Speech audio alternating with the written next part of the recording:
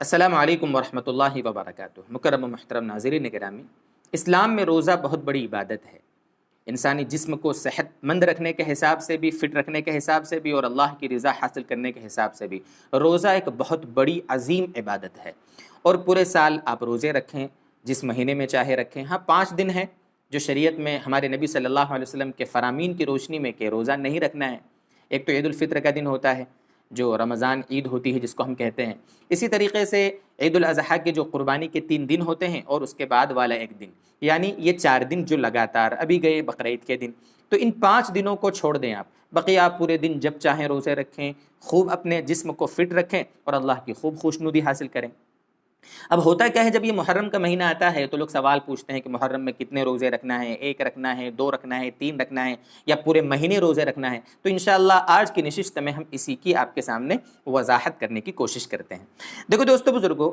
ویسے تو آپ پورے محرم کے مہینے میں روزے رکھیں یا دیگر مہینوں میں روزے رکھیں، اللہ تعالیٰ کے یہاں کافی ثواب ہے۔ ہر مہینے کے 3 روزے رکھ لیں، پیر جمعرات کے روزے رکھ لیں، یا شعبان کے مہینے میں روزے رکھیں۔ روزے کی بڑی بڑی فضیلتیں آئی ہیں اور الگ الگ دنوں میں ہمارے نبی صلی اللہ علیہ وسلم کا معمول تھا بھی، لیکن محرم کی 10 تاریخ کو کافی فضیلت کی چیز ہے۔ اصل میں ترمذی شریف کی روایت ہے کہ رمضان کے مہینے کے روزے فرض ہونے سے پہلے یہ روزہ فرض تھا۔ ہمارے نبی صلی اللہ علیہ وسلم باقاعدہ روزہ رکھتے تھے، ترغیب صحابہ کو بھی دیتے تھے، اس کی تاکید بھی فرماتے تھے۔ لیکن چونکہ جب رمضان کے روزے فرض ہو گئے تو اس کے بعد پھر 10 محرم کے روزے کی فرضیت منسوخ ہو گئی، اور علماء نے یہ بھی لکھا ہے کہ جب کوئی حکم منسوخ ہوتا ہے، یعنی اس کی فرضیت ختم ہو جاتی ہے اور اس کی جگہ پر دوسرا حکم آ جاتا ہے، تو اس کا استحباب باقی رہتا ہے۔ اس لیے 10 محرم کے روزے کا استحباب اپنی جگہ باقی ہے، یعنی 10 محرم کو روزہ رکھنا مستحب ہے۔ اگر 10 محرم کا کوئی روزہ رکھے گا تو اس کو 1 سال کے گناہ، اس کے صغیرہ جو چھوٹے چھوٹے گناہ وہ سارے معاف ہو جائیں گے۔ یہ روزے کی فضیلت ہے۔ اب چونکہ آپ صلی اللہ علیہ وسلم نے یہ روزہ رکھا ہے، صحابہ کو اس کی ترغیب بھی دی ہے، لیکن جب رمضان کے روزے کی فرضیت آ گئی تو اس روزے کی فرضیت منسوخ ہو کر اب وہ مستحب رہ گئے، اب اس کی اتنی تاکید نہیں ہے۔ ساتھ میں ایک بات یہ بھی آپ سمجھیں کہ جب آپ صلی اللہ علیہ وسلم مدینے میں یہ روزہ رکھتے تھے اور صحابہ کو ترغیب دیتے تھے، تو آپ صلی اللہ علیہ وسلم کو یہودیوں کے بارے میں پتہ چلا کہ وہ بھی اس دن روزہ رکھتے ہیں۔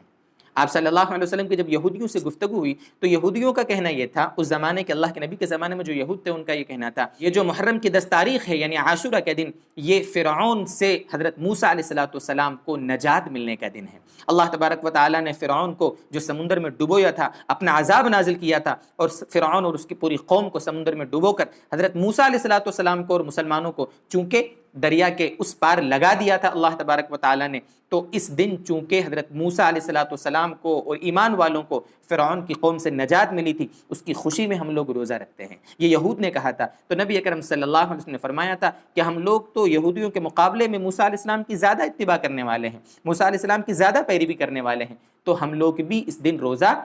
رکھیں گے، اور آئندہ انشاءاللہ اس 10 تاریخ کے ساتھ 9 تاریخ کا روزہ بھی ملائیں گے۔ اس سے سمجھ میں یہ آیا کہ آپ صلی اللہ علیہ وسلم کی یہ خواہش تھی کہ اگر آئندہ سال میں زندہ رہا تو آئندہ سال 10 کے ساتھ 9 کا روزہ بھی ملاؤں گا۔ تو اس لیے علماء نے یہ لکھا ہے کہ اگر کوئی شخص محرم کے مہینے میں نفلی روزہ رکھنا چاہے، پورے مہینے کے روزے رکھے، کوئی منع نہیں ہے، خوب ثواب ملے گا انشاءاللہ۔ لیکن اگر کوئی ایک روزہ رکھنا چاہتا ہے صرف 10 تاریخ کا، تو وہ ساتھ میں یا تو 9 تاریخ کا روزہ بھی ملا لے یا 11 تاریخ کا روزہ ملا لے، یعنی 10 کے ساتھ یا تو 9-10 رکھے یا 10-11 تاریخ کو روزہ رکھے گا، تو انشاءاللہ اللہ کی ذات سے امید ہے کہ اس کے 1 سال کے گزشتہ صغیرہ گناہ اللہ تعالیٰ معاف فرما دیں گے۔ اس سے معلوم یہ ہوا کہ 10 کے ساتھ 9 تاریخ کا یا 11 تاریخ کا روزہ ملانے کا جو حکم ہے در حقیقت وہ یہود کی مخالفت ہے، تاکہ ان کی مشابہت لازم نہ آوے۔ اس سے آپ اندازہ کر سکتے ہیں کہ عبادت میں بھی کسی گمراہ فرقے کی موافقت ہمیں منظور نہیں ہے، تو دوست بزرگوں، ناجائز کاموں میں گمراہ فرقوں کی موافقت کرنا کتنا اللہ کے نزدیک گناہ کا کام ہوگا۔ ہمارے علماء کا کہنا یہ ہے کہ چونکہ آپ صلی اللہ علیہ وسلم کی خواہش یہ تھی، اور علماء کے فتاوی بھی اس بارے میں موجود ہے کہ آپ صلی اللہ علیہ وسلم کی چونکہ تمنا یہ تھی، اس وجہ سے ایک روزہ آگے پیچھے ملا لینا چاہیے، یا تو 9 تاریخ کا ملا لو